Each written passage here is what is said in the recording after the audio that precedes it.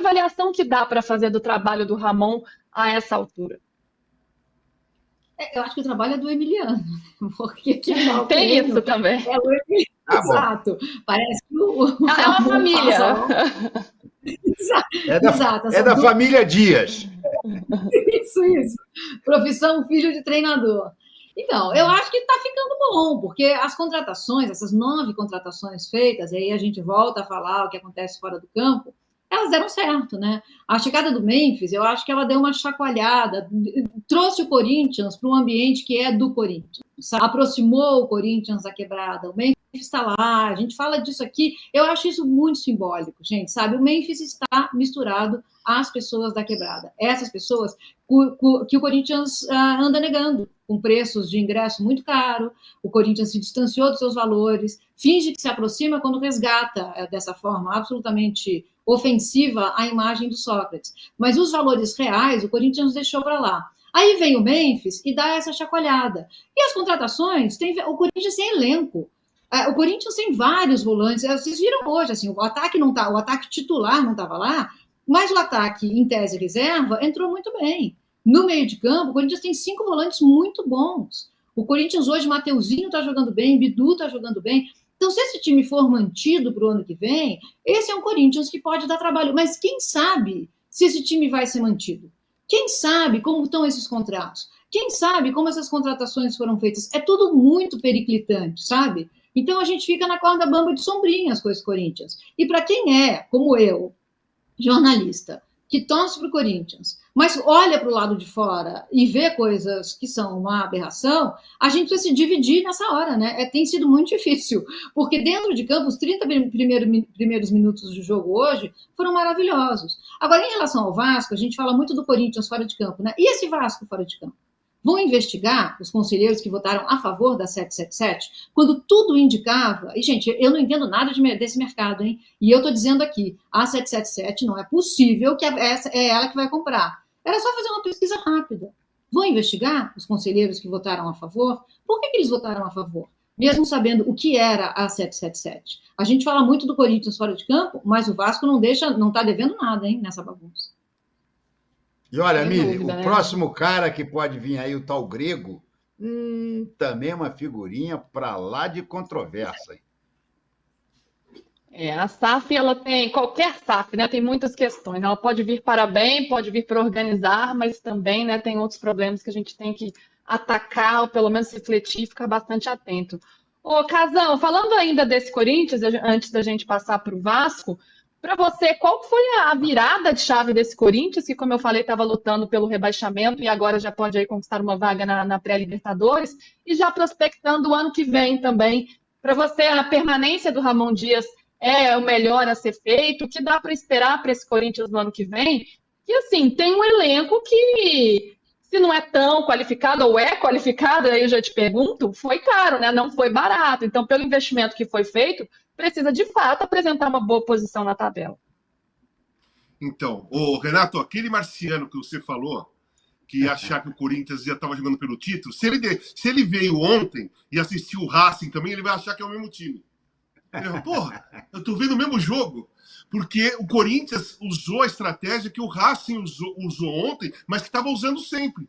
O Racing faz isso. O Racing fez isso com o Atlético Paranaense, o Racing fez isso com o Corinthians, o Racing fez isso com o Cruzeiro ontem, que é começar o jogo e colocar uma intensidade absurda, não deixar o adversário respirar e sufocar e só parar quando fizer 2, 3 gols. Foi o que o Corinthians fez e o Racing costuma fazer. O lance é assim, o que eu acho. Para mim, o Ramon tinha que ficar. Sabe? Eu defendo o Ramon desde quando ele chegou. Mas sabe por que ele merece ficar? Porque ele trabalhou 2 vezes no Brasil. A primeira foi com o Vasco, para tirar o Vasco do rebaixamento. E a segunda foi agora com o Corinthians, para tirar o Corinthians do rebaixamento. O Ramon, ele foi campeão de tudo com o River.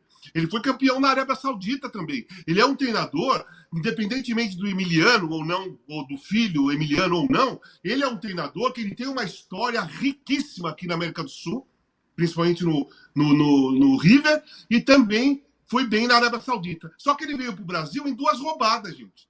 Ele veio para tirar o Vasco da zona de rebaixamento e depois o Corinthians. E eu acho que Ele foi montando, ele foi tentando montar o time dele, só que ele não tinha material humano na mão. Você me perguntou o que eu acho que mudou? Qual foi o ponto que mudou?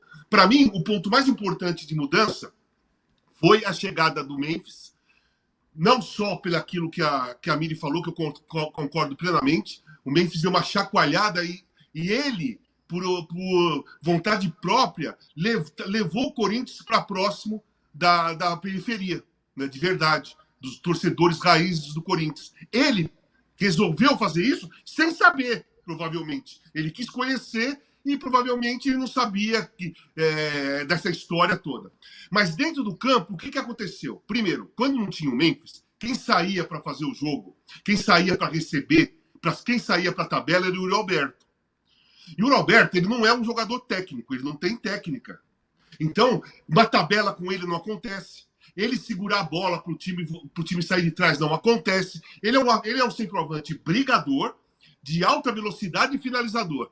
Então, o Yuri Alberto ele tem que jogar da intermediária do ataque do time do Corinthians para dentro da área. Não sair para a tabela, não sair para o jogo. E quando chegou o Memphis, quem faz esse papel é o Memphis. E o Memphis tem uma técnica suficiente para segurar, para sair para uma tabela. E o que aconteceu também de bom? Com a chegada do Memphis, o Garro não ficou mais sobrecarregado na parte da criação. Só tinha Rodrigo Garro no meio-campo do Corinthians para criar. Só tinha Rodrigo Garro. O adversário marcava o Rodrigo Garro, ele tinha que se virar, dificilmente pegava na bola para tentar criar uma jogada, ele tinha que voltar lá atrás para brigar, ele dava carrinho dos lados, ele ia para frente, ele tentava fazer tudo. E nem sempre funcionava. Na realidade, na maioria das vezes não funcionava. Mesmo a gente vendo que quando ele pegava na bola, ele era um jogador acima da média. Mas ele não conseguia fazer tudo aquilo que ele está conseguindo fazer. Mas com o Memphis, dividiu. Então a presença do Memphis em campo, ela ajudou demais o Yuri Alberto, mas demais, porque o Yuri agora faz aquilo que ele sabe fazer. Brigar com o zagueiro, sair em velocidade e finalizar. Chegar na bola e finalizar. Ele não sai mais para a tabela, ele não precisa segurar mais bola de costas, ele não precisa fazer mais nada. Que isso ele não sabe fazer, por característica, gente. Isso não são críticas, você analisa um jogador por característica. O Yuri Alberto é o artilheiro do time. O Yuri Alberto vem fazendo gols em todas as partidas. O Yuri Alberto está jogando bem? Tá, gente. Ele começou a jogar bem. Ele começou a jogar bem quando ele começou a jogar em cima da característica dele. Não do jeito que ele estava antes. Então, o Memphis caiu ali e ajudou dois caras importantíssimos dentro de um time de futebol. Um meia, um camisa 10, super habilidoso, criativo, que estava sobrecarregado, e um centroavante rápido, finalizador, que estava tendo que fazer outras coisas que não era da dele. Então, a mudança técnica, a mudança de criatividade e a mudança agressiva do Corinthians, na minha visão, foi com a entrada do Memphis. E olha que eu vou falar o seguinte, eu não acho o Memphis o maior jogador do mundo. Eu estou falando isso, parece, o Memphis é o De Bruyne, o Memphis é o Mbappé. Não, não é. Só que para o futebol brasileiro, a qualidade técnica do Memphis é acima da média da maioria dos jogadores. E ele encaixou exatamente numa posição que facilitou dois lados, né? Ele joga ali entre o Garro e o Yuri Alberto. Então ele ajudou os dois. E ao mesmo tempo ele tem força física, ele faz o jogo dele. É um cara de personalidade, seleção da Holanda, gente. Copa do Mundo, Eurocopa. É um cara que não tem medo da bola. É um cara que não tem medo do estádio lotado. É um cara que a bola não pega fogo. E isso ajudou os dois caras que precisavam de ajuda mesmo no Corinthians. E aí você fala, mas o que tem a ver isso com a defesa? Tem a ver que o Corinthians começou a fazer mais gols e a defesa começou a tomar menos. O Corinthians começou a atacar mais do que ser atacado. Então, a presença de um cara que fez o ataque ficar mais agressivo ajudou todos os setores, principalmente o setor defensivo, a criação e a agressividade do ataque. É assim que eu vejo o porquê que o Corinthians melhorou. Claro, aí você vai falar, tudo bem, Mateuzinho começou a jogar bem, Bidu era terceiro cara da lateral, estava sendo colocado no mercado no início, começou a jogar bem, enfim. Alguns jogadores começaram a jogar bem para completar o pacote. Mas a presença do Memphis, se não chega um cara com a qualidade do Memphis, o Yuri Alberto ia continuar jogando mal, ser vaiado e o Gago também já estava em discussão, porque ele não conseguia criar tudo aquilo que a torcida, a imprensa, todo mundo queria. Porque não dava, sozinho não dá. Para mim, o quadro do Corinthians, o meu quadro do Corinthians é esse. Eu acho curioso como a presença... Oi, Renato. Não, só uma coisinha. Sabe quando é que foi a última derrota do Corinthians no Campeonato Brasileiro? Na 28ª rodada, para o São Paulo. Perdeu de 3-1 do São Paulo. Na rodada seguinte, na 29ª, ele empatou com o Inter naquele jogo 2-2, lembra? E a partir daí ganhou tudo. Então é uma arrancada, uma senhora arrancada. Eu acho que nas últimas 6 rodadas o Corinthians deve ter o melhor desempenho. Melhor do que Palmeiras, então, melhor do que Flamengo, era Renato, todo mundo. Coincidiu com a entrada definitiva do Memphis. Porque ele tinha entrado um pouquinho, depois ele entrou mais um pouquinho contra o São Paulo, depois ele virou titular. É isso. O time encaixa. E é curioso como a presença de um jogador ele acaba transformando todo um ambiente também o futebol em campo. Na Yuri Alberto me parece de fato muito beneficiado, tirar esse peso dele de ser essa referência, ele poder se movimentar mais, ele percebendo que de fato ele não é um centroavante, ele não tem que estar ali, e com isso foi ganhando confiança, o futebol foi aparecendo, vira um ciclo vicioso que é interessante da gente acompanhar. Virtuoso, entra o ciclo virtuoso. Perdão, errei a palavra. Obrigada, Renato. Pessoal, me avisem aqui, eu preciso chamar o break agora ou daqui a pouquinho? Daqui a 1 minuto. Então tá, e nesse 1 minuto eu vou chamar a tabela então do Campeonato Brasileiro e aí a gente já destaca daqui a pouco. Olha aí a tabela como tá, ó, palmeirenses muito felizes na liderança com 70 pontos, só o critério de desempate que difere aí do Botafogo, tem uma vitória a mais. O Botafogo com 70 pontos, depois do empate de ontem, né? E também o Palmeiras depois de vencer o Atlético Goianiense, o Botafogo empatando com vitória. Aí o Inter, ó, crescendo o Inter, 16 jogos de invencibilidade, 65 pontos, indo para Fortaleza, Flamengo, São Paulo, Cruzeiro, fechando esse G7. E ó o Corinthians, onde é que está? Fortaleza e Flamengo isso, que se enfrentam terça-feira. Estão com um jogo a menos. O interessante para mim, sabe o que é? G7 é garantido, tá? G8 depende do Atlético ganhar do Botafogo ganhar do Atlético. Olha quem é que está em sétimo. Cruzeiro. Com quantos pontos? 47. Quantos tem o Bahia? 47. Quanto tem o Corinthians? 47. Ou seja, esses 3 times aqui, que têm o mesmo número de pontos, rigorosamente o mesmo número de pontos, o que está fazendo a diferença aqui é o número de vitórias ou saldo de gols, esses 3 times é que estão brigando pela essa última vaga da Libertadores. A menos que o Botafogo seja campeão. O Cruzeiro tem um jogo a menos, Renato. É verdade. Sim, mas está brigando. Sim, de qualquer maneira, está brigando. Sim. Quem garante que o Diniz vai ganhar esse jogo, Mili? Aliás, o Renato está provocando a Mili com o Diniz. Tem uma pergunta aqui para a Mili, que eu vou voltar aqui, vou para o break e já faço essa pergunta. Então, agora, chama o break na TV, a gente continua no YouTube, daqui a 2 minutinhos a gente está de volta.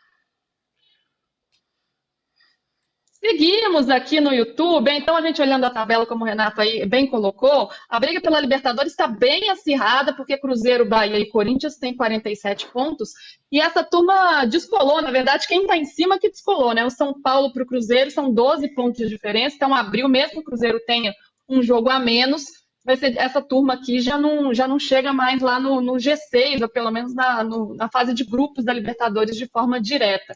Ô, Mili, o Renato está te provocando. Alguém aqui perguntou o que você tem a dizer sobre o Fernando Diniz depois do jogo de ontem. Vou achar aqui o nome dele. Aqui, ó, Dudu Campos. Eu queria ver a Mili sobre o Fernando Diniz.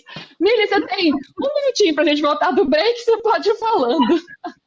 Olha, eu vou dizer que a minha simpatia pelo Diniz é tão grande que eu não aguentei e comprei uma camisa retrô do Cruzeiro, que eu acho muito, muito bonita.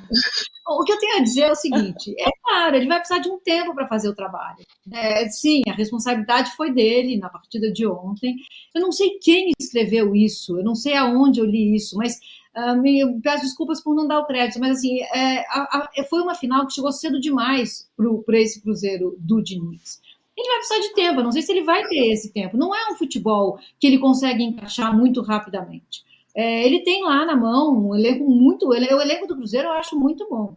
Agora, ontem o que a gente viu foi assim, quase um vexame histórico, né, naqueles 30 primeiros minutos. Vamos ver se ele vai ter tempo para fazer o trabalho dele. É isso, gente. Futebol é feito de vitórias e derrotas. A derrota de ontem está na conta dele, sim.